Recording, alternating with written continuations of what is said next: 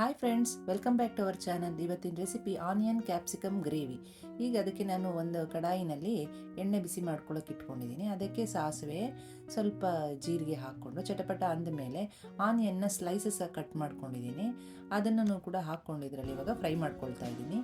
ಈ ರೀತಿ ಫ್ರೈ ಆದಮೇಲೆ ಸ್ವಲ್ಪ ಅರಿಶಿನ ಪುಡಿ ಹಾಕ್ಕೊಂಡಿದ್ದೀನಿ ನಾನು ಅದಕ್ಕೆ.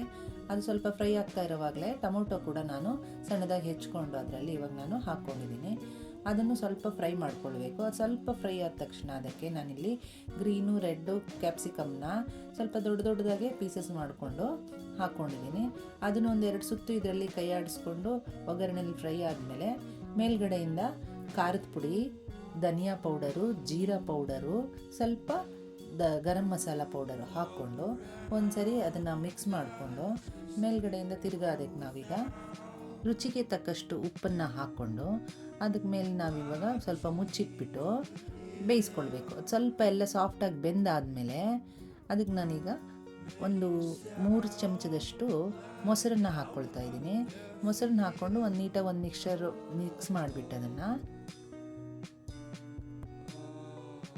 ಮಿಕ್ಸ್ ಮಾಡಿಬಿಟ್ಟು ಅದನ್ನು ನಾನಿವಾಗ ಸ್ವಲ್ಪ ಮುಚ್ಚಿಟ್ಬಿಟ್ಟು ಬೇಯಿಸ್ಕೊಂಡು ಮೇಲ್ಗಡೆಯಿಂದ ಚೂರು ನಾನು ಇಲ್ಲಿ ಕಡಲೆಕಾಯಿ ಬೀಜದ ಪುಡಿನ ಮಾಡಿಟ್ಕೊಂಡಿದ್ದೀನಿ ಹುರಿದು.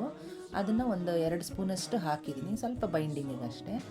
ಆಮೇಲೆ ಮುಚ್ಚಿಟ್ಟು ಈ ರೀತಿ ಚೆನ್ನಾಗಿ ಅದು ಕುದ್ದ ಮೇಲೆ ಅದಕ್ಕೆ ಮೇಲ್ಗಡೆಯಿಂದ ಕೊತ್ತಂಬರಿ ಸೊಪ್ಪನ್ನ ಹಾಕ್ಕೊಂಡ್ರೆ ಆನಿಯನ್ ಕ್ಯಾಪ್ಸಿಕಮ್ ಗ್ರೇವಿ ದಿಢೀರಾಗಿ ರೆಡಿ ಆಗುತ್ತೆ. ಇದನ್ನು ನಾವು ಪೂರಿ ಜೊತೆಗೆ, ಚಪಾತಿ ಜೊತೆ, ರೊಟ್ಟಿ ಜೊತೆ, ಈವನ್ ಅನ್ನಕ್ಕೆ ಕೂಡ ತಿನ್ನೋಕ್ಕೆ ಭಾಳ ಚೆನ್ನಾಗಿರುತ್ತೆ. ಇದೇ ರೀತಿ ರೆಸಿಪೀಸ್ಗಾಗಿ ನಮ್ಮ ಚಾನಲ್ನ ಲೈಕ್ ಮಾಡಿ, ಶೇರ್ ಮಾಡಿ, ಸಬ್ಸ್ಕ್ರೈಬ್ ಮಾಡಿ.